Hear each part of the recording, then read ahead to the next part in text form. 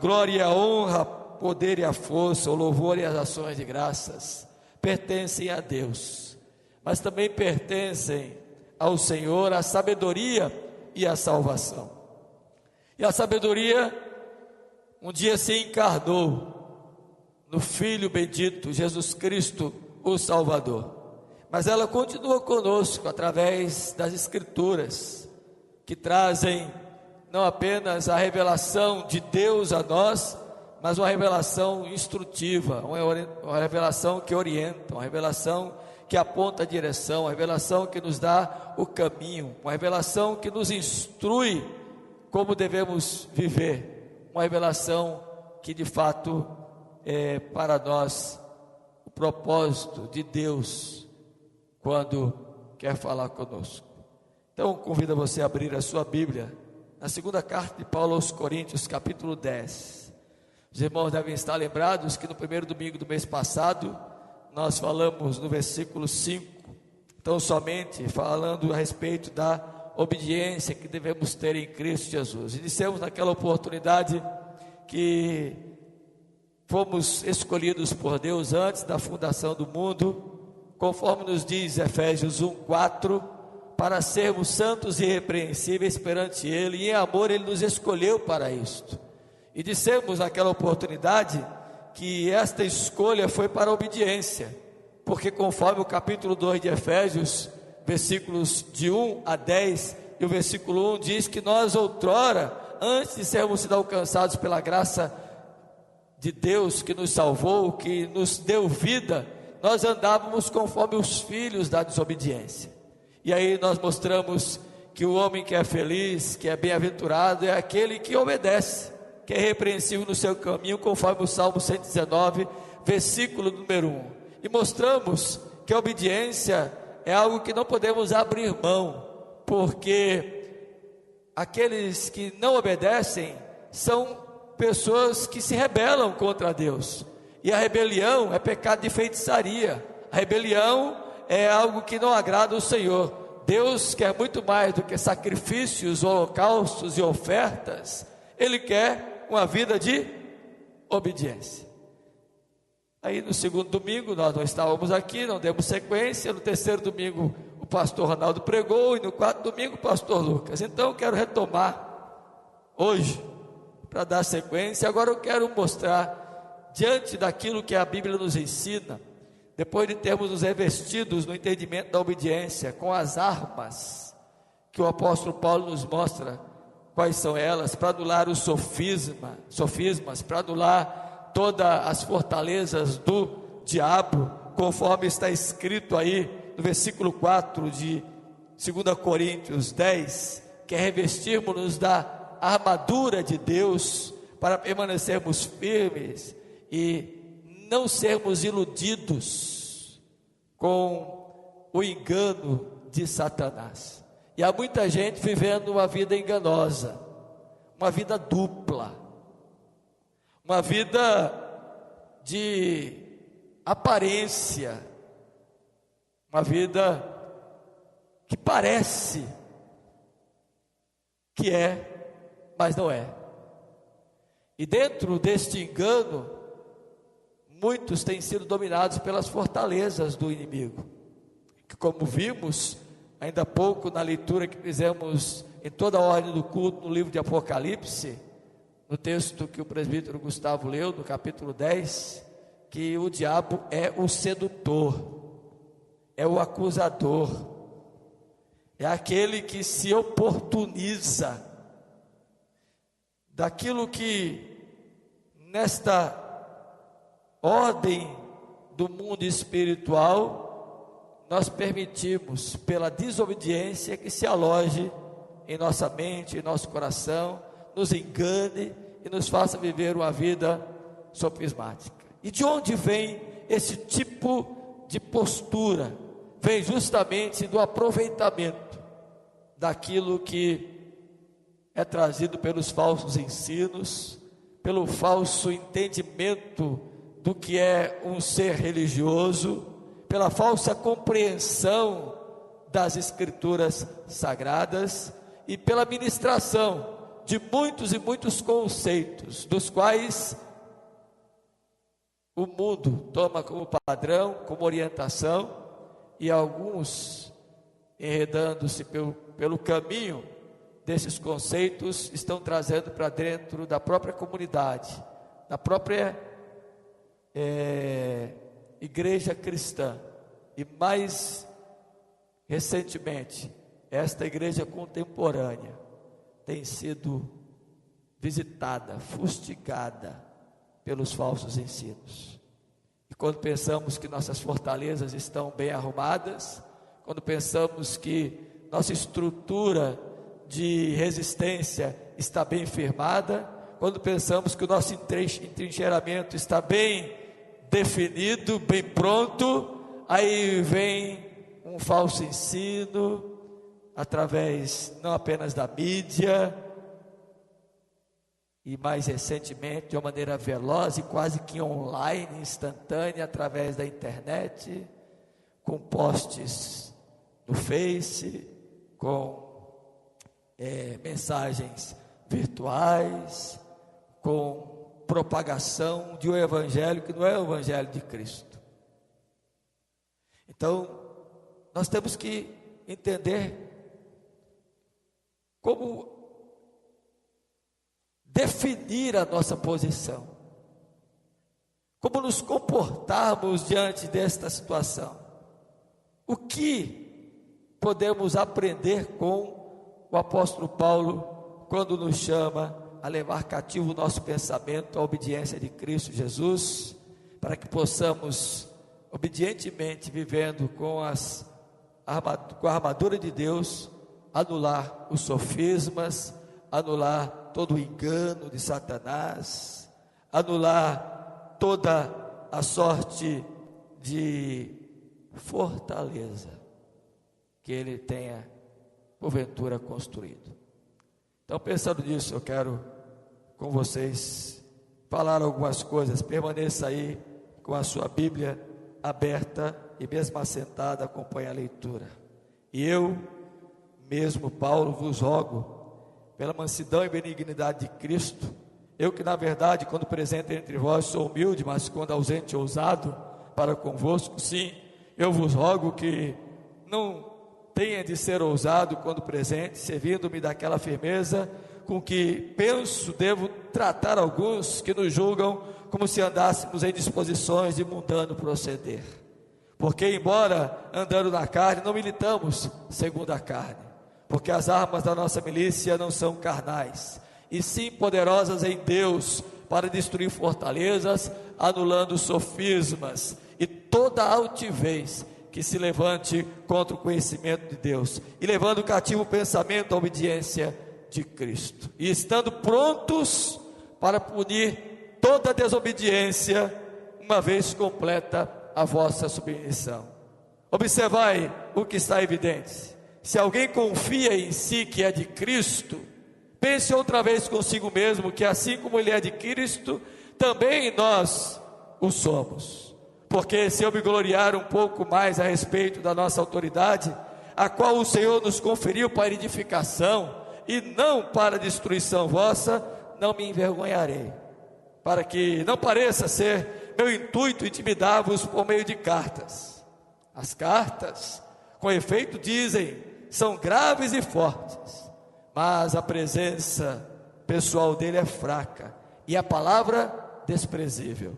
Considere o tal isto, que o que somos na palavra por cartas, estando ausentes, tal seremos em atos quando presentes, porque não ousamos classificar-nos ou comparar-nos com alguns que se louvam a si mesmos, mas eles, medindo-se consigo mesmos e comparando-se consigo mesmos, revelam insensatez. Nós, porém, não nos gloriamos sem medida, mas respeitamos o limite da esfera de ação que Deus nos demarcou e que se estende até vós, porque não ultrapassamos os nossos limites, como se não devêssemos chegar até vós, porque já chegamos até vós com o Evangelho de Cristo. não nos gloriando fora de medida nos trabalhos alheios, e tendo esperança de que, crescendo a vossa fé, seremos sobremaneira engrandecidos entre vós, dentro da nossa esfera de ação, a fim de anunciar o Evangelho para além das vossas fronteiras, sem com isto nos gloriarmos de coisas já realizadas em campo alheio. Aquele, porém, que se gloria, glorie-se no Senhor, porque não é aprovado quem a si mesmo se louva, e sim aquele a quem o Senhor o louva. Amém. Versículo que quero deixar com os irmãos, verso de número 14. Porque não ultrapassamos os limites, como se não devêssemos chegar até vós, posto que já chegamos até vós com o Evangelho de Cristo. Amém. Irmãos, o apóstolo Paulo vem defendendo a sua autoridade apostólica na segunda carta. Ele havia recebido notícias de uma irmã da comunidade de Corinto, chamada Cloé, que havia na igreja de Coríntios alguns distúrbios e muita coisa em desordem, não apenas no culto, na celebração da ceia, mas na compreensão em relação aos dons espirituais e a respeito até mesmo da ressurreição com relação à obra de Cristo.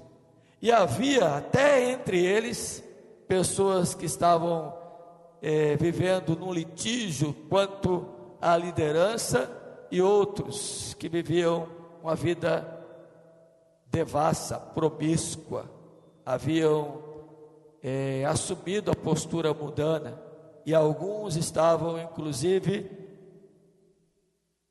transformando o lar, a família e as relações matrimoniais com adultério, onde filhos, alguns possuíam a mulher do seu próprio pai.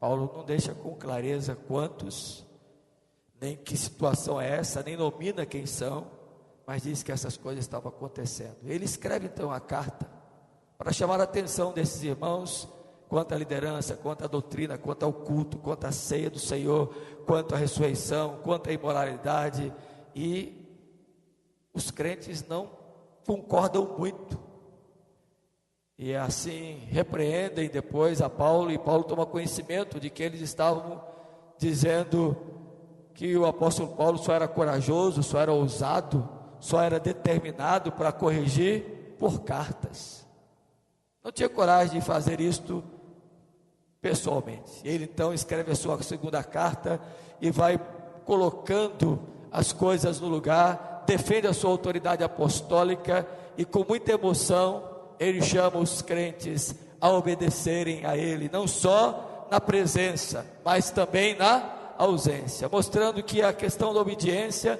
é muito mais do que alguma coisa de intimidação pessoal, é algo que está dentro da mente, do coração. Ser obediente não é nada mais, nada menos do que seguir as coisas que são ensinadas, entender os propósitos que são direitos, viver uma vida correta, mesmo estando diante daqueles que lideram, mesmo estando diante daqueles que estão à frente conduzindo. A obediência é uma questão de conceito pessoal e de vida particular da relação com Deus. É como Davi, que cuidava do rebanho do seu pai, e quando Samuel chega à casa de Jessé para encontrar quem seria aquele que assumiria o reinado de Israel, tomando o lugar de Saul, aquele que haveria de ser escolhido por Deus, depois de trazer Jessé todos os seus filhos, faltava um, e a cada um que era trazido para que Samuel dissesse se era aquele ou não, o rei de Israel, não é esse, entrou gente de todo tipo, os filhos de Saul, homens de guerra, homens fortes, homens malhados, gente do MMA da época, gente assim, de de força física, gente do fronte, oficiais do comando de Saul, gente que certamente aos olhos humanos teria plena condições de assumir o reinado, e todos eles foram sendo ditos: não é este, não é este, não é este, até que apareceu, depois de Samuel perguntar: tem mais alguém? E aí Jessé, de uma maneira desdenhosa, de uma maneira um pouco sem muito crédito, diz: tem um menino, um rapaz, caçula meu, que cuida lá do meu rebanho. Ele está lá no campo uma hora dessa, cuidando do rebanho, manda chamá-lo. E quando Davi chega, e eu fico imaginando naquela sala da casa de Jessé, os filhos todos, a família toda reunida, e chega um garoto ruivo, suado da corrida, porque certamente prontamente ele correu para obedecer ao seu pai, com o cheiro do campo, com o cheiro do gado, com o cheiro das ovelhas, possivelmente todo assanhado. E Samuel disse: é este. Imediatamente tomou o óleo e o ungiu ali mesmo, embora ele só fosse assumir depois. E o livro dos Salmos é dito que Davi foi escolhido porque Deus viu a integridade do seu coração enquanto ele cuidava do rebanho do seu pai. Portanto, obediência, seguir padrões que são de Deus, vai além da presença daqueles que lideram, daqueles que pastoreiam, daqueles que conduzem o rebanho. É uma postura, é uma atitude pessoal, individual. A integridade é coisa interior, de respeito a mim. E Deus me enxerga plenamente, como lemos em Apocalipse ainda há pouco, num dos textos, que diz que o Senhor tem 7 olhos. Não que Deus seja aleijado, a ideia ali é de uma visão plena, que o seu trono está sobre o mar de vidro, a ideia é que é transparente, Deus vê tudo e vê a todos onde quer que se encontrem. Portanto, não adianta querer viver uma vida, desculpe a linguagem baiana, meia boca, uma vida cristã não completa, sem verdade, viver um cristianismo enganoso, sofismático, em última instância mentiroso, que não resulta em nada. Então Paulo atinge o cerne, Paulo chega no ponto nevrálgico: vocês precisam tão somente obedecer a Cristo, levar a mente de vocês, o pensamento de vocês, o que vocês imaginam, o que vocês pensam a respeito de Deus, levar a sério, serem verdadeiros, não se esconderem atrás de um conhecimento apenas parcial. E ele então, com muita mansidão, humildade, confronta os coríntios e os chama a viverem para a glória de Deus. Eu quero concluir. Já disse o que eu tinha que dizer, mas quero dizer aqui algumas coisinhas. De que maneira nós vamos conseguir não se permitir viver enganosamente? Se você observar, o apóstolo Paulo fala que nós temos que destruir a estrutura diabólica, que é montada em base de mentiras. Desde o princípio de Jesus aos discípulos, quando confronta os religiosos de sua época, João 8,44, ele é mentiroso. E Pedro, em seu sermão no livro de Atos, capítulo 10, diz que Deus enviou Jesus Cristo para destruir as obras do diabo e daqueles que vivem opressos e dominados por ele. como promessa dada lá no Gênesis capítulo 3, que da descendência da mulher nasceria aquele que esmagaria a cabeça da serpente. Portanto, já é uma obra realizada por Deus. Agora eu preciso crer e me apossar dela, para que eu não permita que os valores da mentira, as filosofias do mundo, com a sua, não é nem mais sutil, já é declarado, já é aberto, com o pensamento mundano, não tome conta de mim, para que eu não venha viver um cristianismo como o cristianismo dos Coríntios, até esta carta ser escrita, cheia de facções, divisões, de imoralidades, de incompreensão quanto aos dons espirituais, de descrédito à possibilidade da ressurreição do corpo após a morte, de questões de participação na ceia do Senhor, da confusão do culto, de uma ordem bagunçada, de coisas que parecem qualquer outra coisa menos um culto a Deus. É preciso que eu e você tomemos a postura de confrontamento, de enfrentamento dos valores do mundo. Segundo, é preciso que nós nos arrependamos que estamos vivendo assim. Quando Paulo escreve essa carta, depois da advertência, nós entendemos que a igreja de Corinto tomou outro rumo. Tanto é verdade que depois no livro de Atos dos Apóstolos nós vamos encontrar algumas referências, e não é revelado qual o resultado efetivo dessa chamada de atenção de Paulo, porque a terceira carta não chegou. Talvez não fosse necessário para nós. O que a gente precisa aprender é como ele, escrevendo no capítulo 10 da primeira carta, diz: tomemos o exemplo de Israel.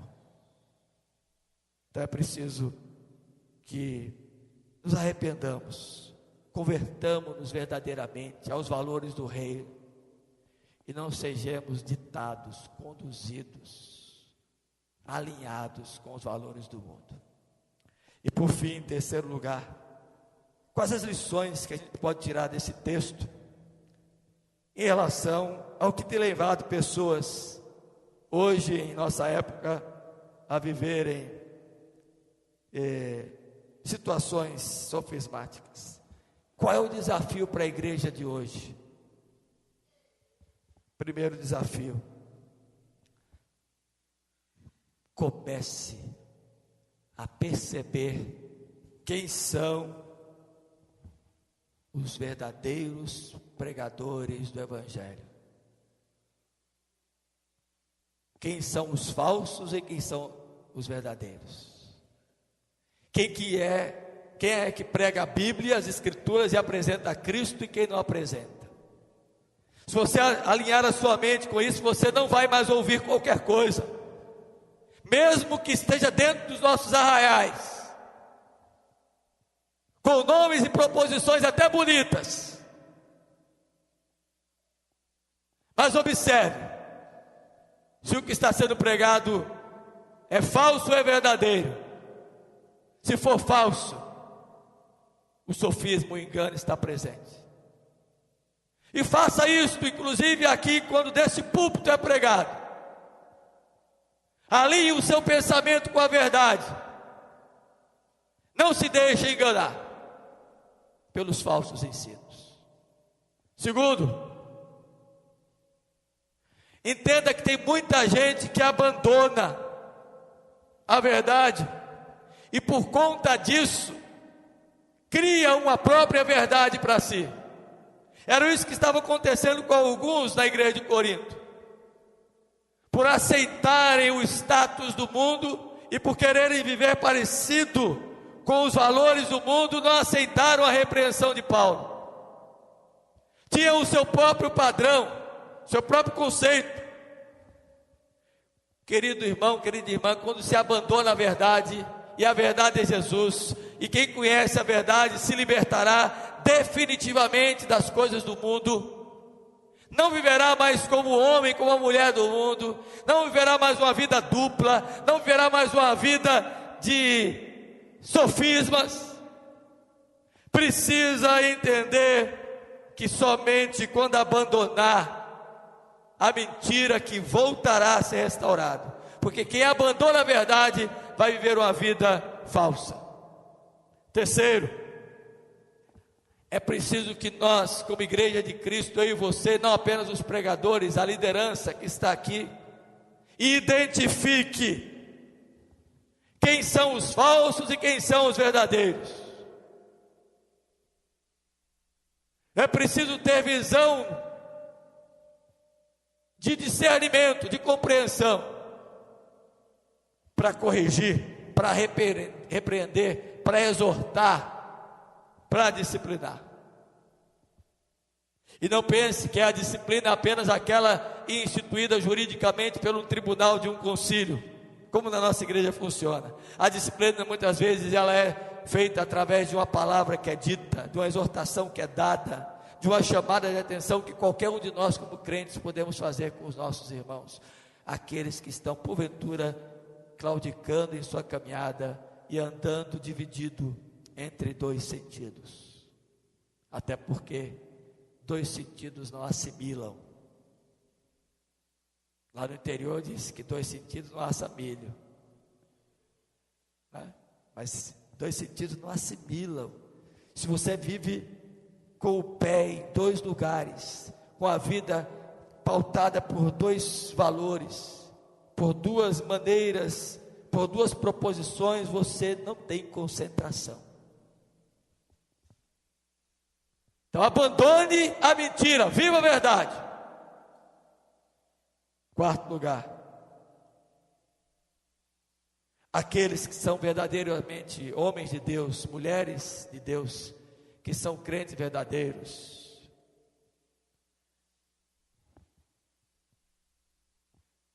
não são apresentadores de espetáculos, de show, e nem querem viver o show. Há muitos lugares hoje onde aqueles que estão à frente são verdadeiros apresentadores de programa, dirigentes de auditório. E eu li essa semana na revista Ultimato, aqueles que movimentam o auditório e fazem dele como se fosse um programa. Talvez Silvio Santos se desse melhor.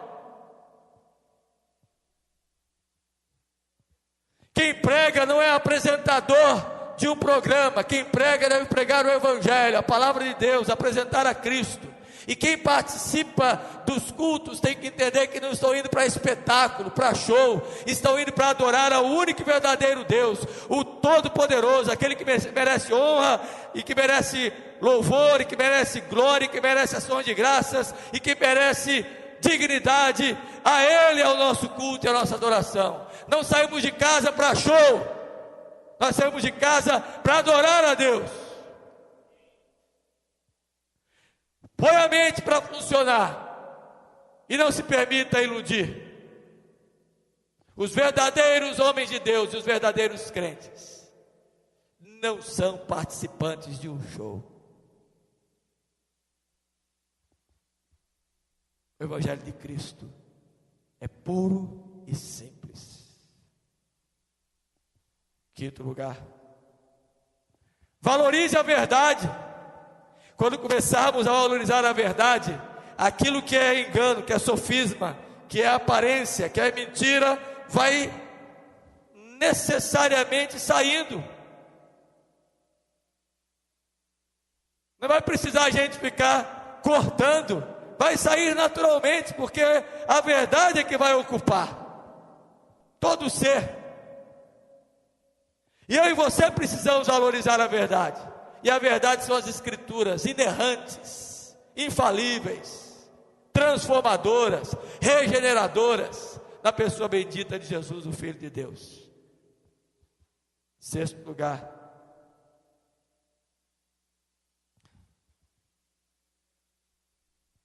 não favoreça o erro, não alimente o erro. Dizia Charles Spurgeon que dentro de nós há dois animais. Vai vencer o que for mais alimentado. Se a minha natureza humana, o meu lado humano, que é pecador, que é errante, for mais alimentado, ele vai sobressair na minha vida.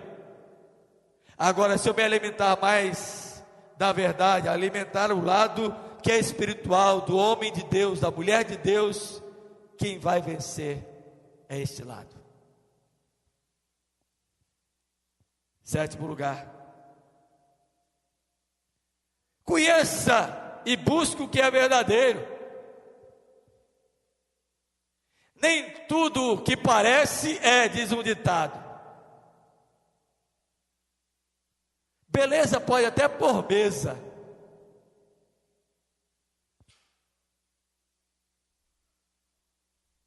mas o que vale de fato é o que estamos comendo. De que estamos nos alimentando? Cuidado, conheça, distingua, discirna a verdade, busque a verdade, ensine a verdade, e a verdade são as Escrituras Sagradas. Não se permita ouvir nada de quem não ensina o que é verdadeiro. Oitavo, seja feliz por atuar na tua área de ação, meu irmãozinho, minha irmã. Não fique querendo ir para muitos lugares ao mesmo tempo. Paulo diz aqui que ele não ultrapassava os limites onde que ele queria chegar. E o limite é o Evangelho de Cristo. Não fique bebendo de todas as fontes. Se você beber de muitas fontes, você vai ter confusão na sua mente. E infelizmente, a pluralidade do evangelicalismo brasileiro tem trazido proposições as mais diversas, as mais espetaculosas possíveis, e muita gente tem se permitido ser conduzido por essas coisas. Não vá além do limite da tua esfera. Se a tua esfera é a tua comunidade, se é aqui que você tem aprendido de Jesus, se é esse lugar que Jesus é pregado, para que ouvir de outras pessoas outras verdades? A verdade é dentro da esfera em que você vive. Não precisa atravessar fronteiras. Viva Cristo onde você está. E há pessoas que querem trocar de lugares porque acham que em determinado lado do lugar, lá a bênção é maior. E começam a mudar de esfera, transitar por vários grupos. Ultrapassa a esfera. Não vai ser de forma alguma segura em nenhuma delas. Nono lugar e penúltimo.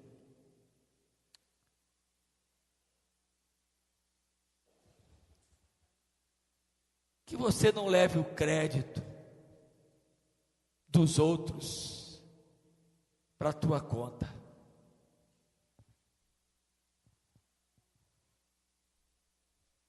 Não viva a sua vida com base no que os outros fizeram. Não viva o cristianismo em cima daquilo que outros realizaram. Realize você alguma coisa.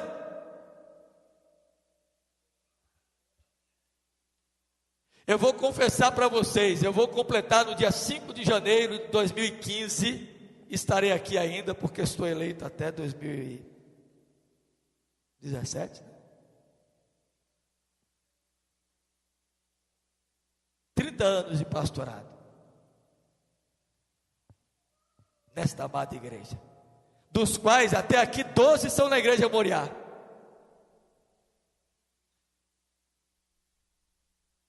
Dez outros foram numa outra igreja, 22. E os outros 7 divididos em 3 outras igrejas.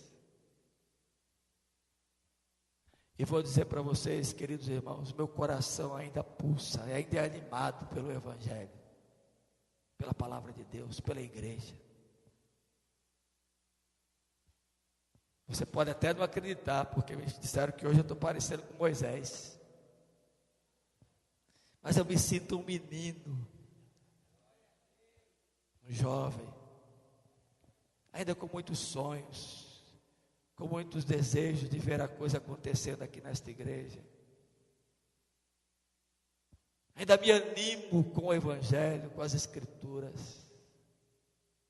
Ainda pulsa em mim o mesmo amor do primeiro dia de ordenação.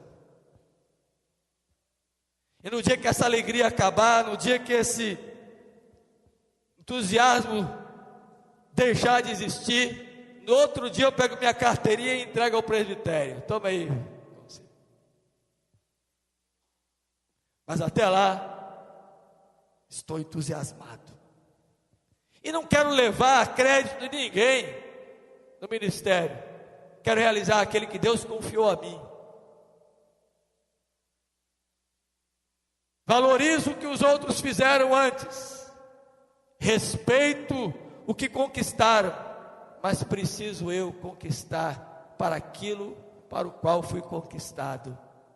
O alvo em Cristo Jesus.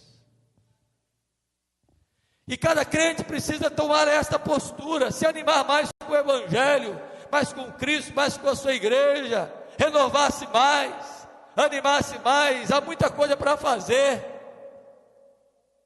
Não troque o que é de Deus pelo que é secular, não inverta as prioridades, não valorize mais as coisas do mundo que as coisas de Deus. Ame, apaixone-se, ferva, tenha o coração pulsando pelas coisas do Evangelho. Seja mais de Deus, seja mais de Cristo, seja mais do Senhor. Posso falhar e falho, posso errar e erro, posso até me dar mal, e já me dei algumas vezes. Posso até errar para com você, e já errei.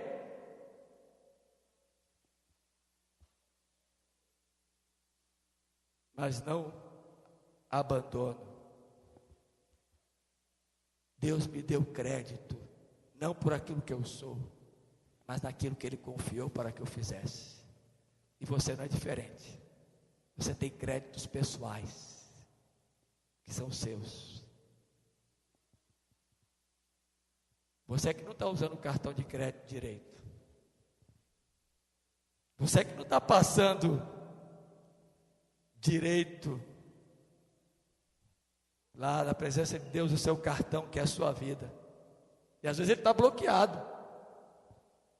Ou quem sabe já ultrapassou o limite, porque você tem comprado coisas que não precisa com ele, e aí estourou o teu limite. Está buscando em outros lugares, indo para outra esfera. Mantenha-se firme na esfera de ação que Deus confiou a você. E por fim, busque a glória de Deus e não aplausos dos outros. O que adianta ser aplaudido pelos homens e a glória de Deus está escondida? Viva para o Senhor, porque por meio dele, para ele e por ele são todas as coisas. A ele pois a glória eternamente. Amém. Deus nos abençoe. Repita comigo a frase final do verso 14. Vamos ficar de pé.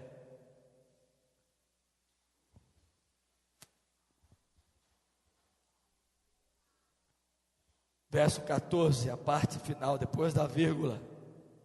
Vamos lá? Posto que já chegamos até vós com o Evangelho. Que o Evangelho de Cristo chegue até você e ponha em você os valores do reino.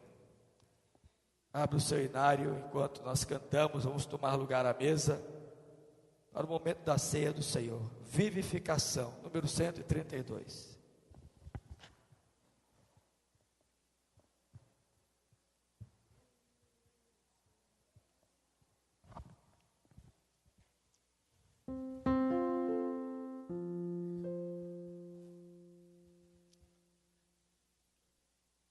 Esta é a mensagem de vida, de renovação.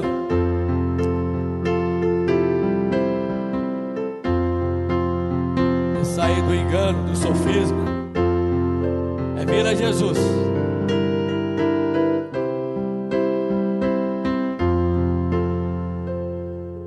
Porque sobre a amarga cruz revelaste seu amor. Vives, ó Jesus.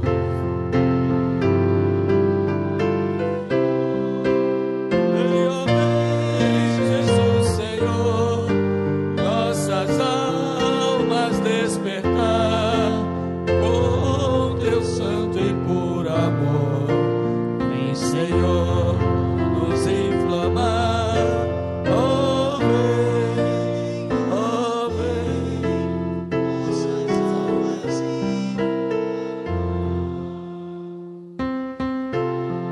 do tentador a querer nos atrair. Fogo abrasador, não podemos resistir. Vem, ó vem, Jesus, Senhor, nossas almas inflamar com teu santo e puro amor. Vem, Senhor, nos inflamar. Oh, vem, nossas almas inflamar.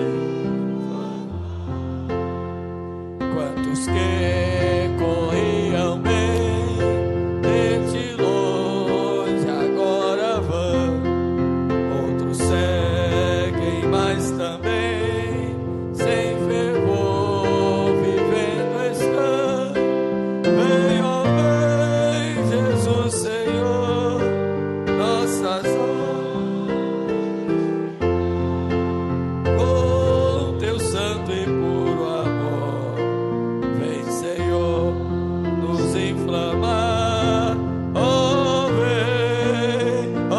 vem, nossas almas inflamar. Vem agora consumir tudo quanto, ó Salvador, quer altivo resistir ao teu grande amor. Vem, ó vem, Jesus, Senhor, nossas almas descansar com teu santo nos inflamar.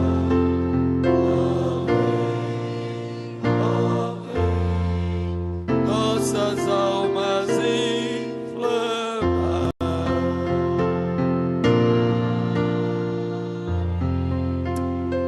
Amém. Que seja assim, irmãos. Abra sua Bíblia no livro do Apocalipse. Hoje, todas as leituras foram nesse precioso livro. E agora queremos o capítulo 19 ler com os irmãos. Do verso 1 ao verso de número 9. Eu lerei o texto e no verso 9 todos leremos a uma só voz. Depois destas coisas, ouvi no céu uma como grande voz de numerosa multidão dizendo: Aleluia! A salvação e a glória e o poder são do nosso Deus, porquanto são verdadeiros e justos os seus juízos, pois julgou a grande meretriz que corrompia a terra com a sua prostituição, e das mãos dela vingou o sangue dos seus servos. Segunda vez disseram aleluia, e a sua fumaça sobe pelos séculos dos séculos. Os 24 anciãos e os 4 seres viventes prostraram-se e adoraram a Deus que se acha sentado no trono, dizendo: Amém, aleluia.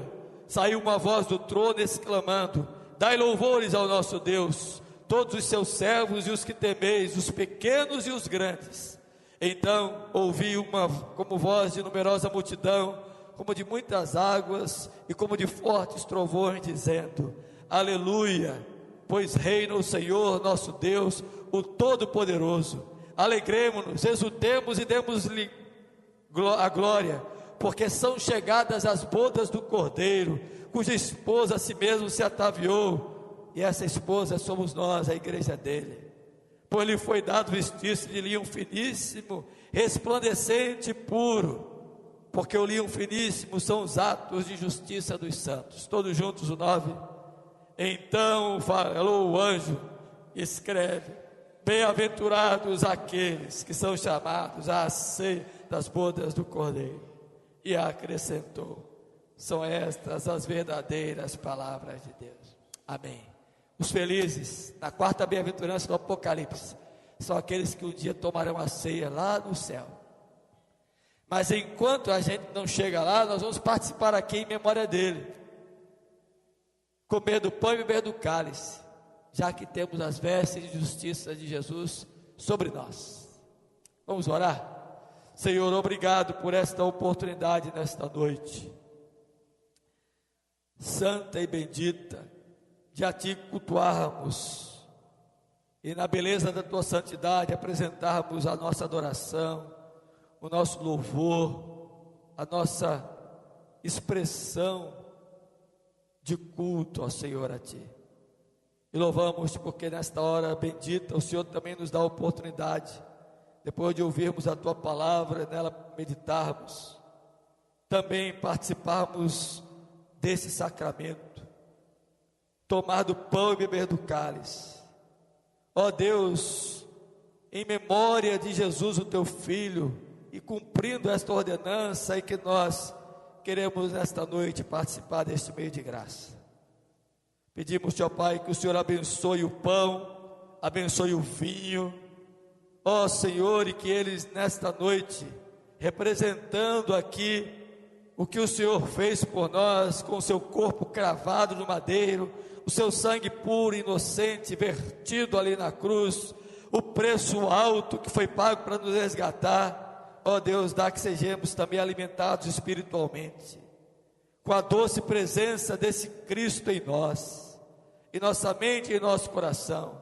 Consideremos atentamente o que Ele fez por nós, olhemos firmemente para Ele, e ó Deus, assim como amamos do pão e bebamos do cálice com muita alegria, sabendo que o Senhor nos chamou a fazer parte desta mesa, e o Senhor mesmo lavou as nossas vestes sujas, nos purificou de toda iniquidade, perdoou os nossos pecados, e nos cobriu com as vestes da justiça de Cristo, propiciação dos nossos pecados. Ó Deus, que cada um se examine nesta noite, pense seriamente no que está fazendo, e assim como a do pão e beba do cálice. Nós oramos em nome de Jesus. Amém. Amém. Podem sentar. Queridos irmãos, a Igreja Presbiteriana do Brasil tem a mesa como a mesa do Senhor, não a mesa apenas aqui desta igreja. Poderão participar desses elementos que aqui estão dispostos. Todos aqueles que estão em plena comunhão, não estão sob disciplina, ou que sejam membros de qualquer outra igreja genuinamente cristã, podem assim tomar do pão nesta noite e beber do cálice. Enquanto cantamos, os irmãos distribuirão aqui os elementos.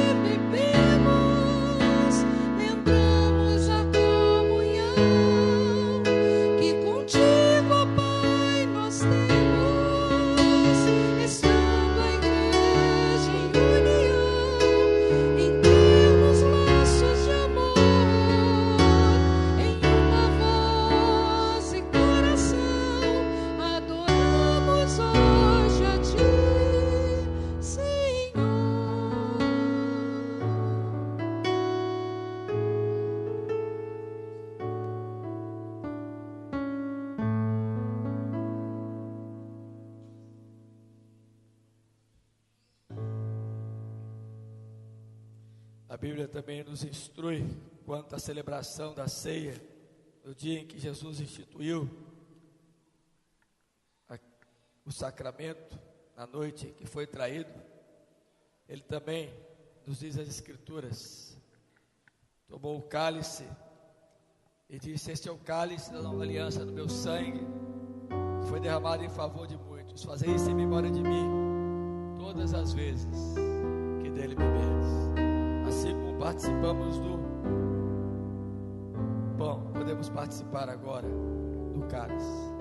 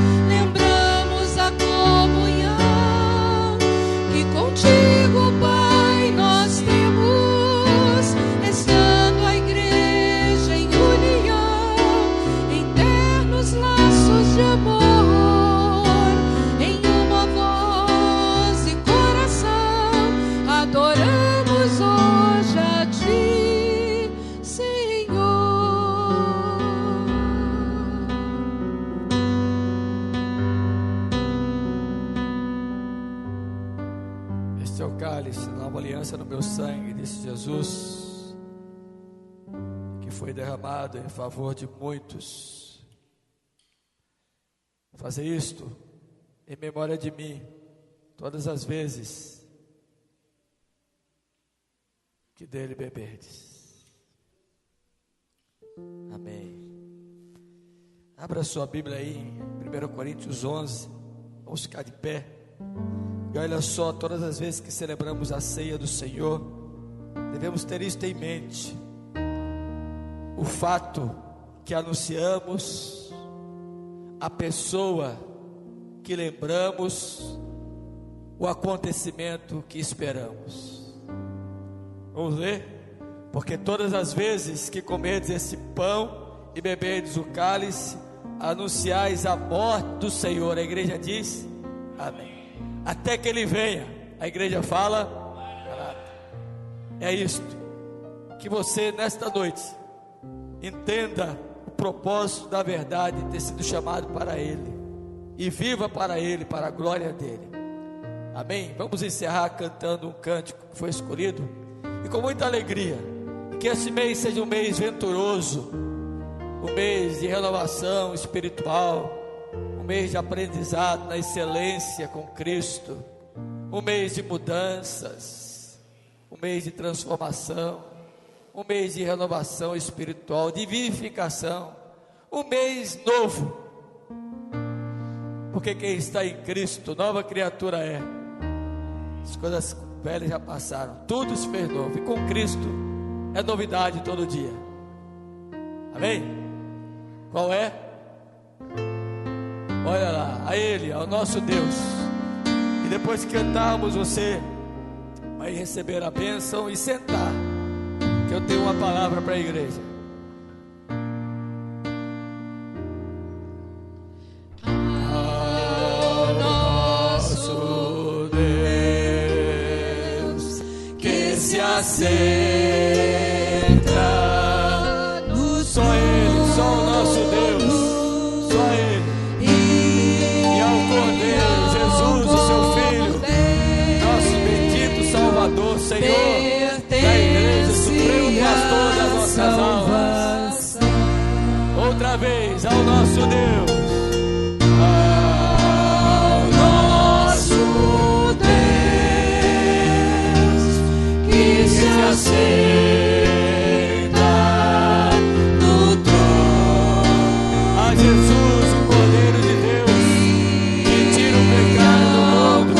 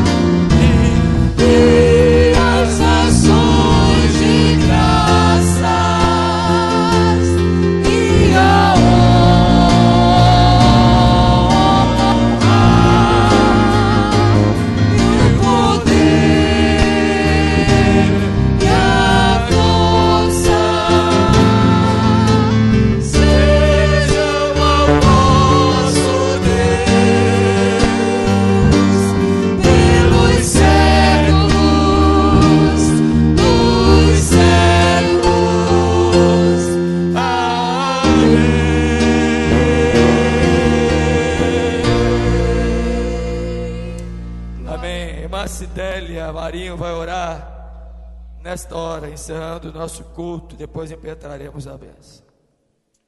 Pai de amor e de misericórdia, ó Senhor, nessa noite, Senhor, de louvor, de adoração ao Teu nome, Deus. Pai amado, te agradecemos, Senhor, pelas bênçãos, Senhor, que Tu tens derramado sobre as nossas vidas. Te agradecemos pelo fôlego que Tu nos dá, Pai. Obrigado, para que possamos, Senhor, a cada dia louvar e agradecer ao Teu nome, Pai sim, amado. Senhor, muito obrigado. Leva-nos, Senhor, agora, Senhor, para os nossos lares, Oh, Deus. para que possamos, Senhor, ter uma noite de paz. Amém. Nós Te agradecemos por tudo, em nome do Senhor Jesus, amado. Amém.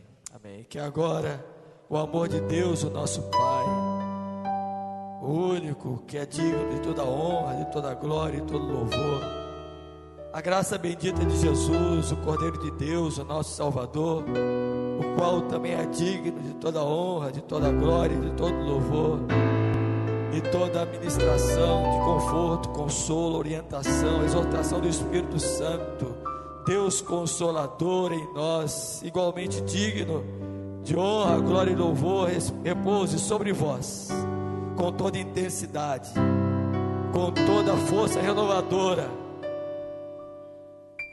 com toda a força transformadora, hoje e por todo sempre, até o dia glorioso da volta de Jesus. Amém.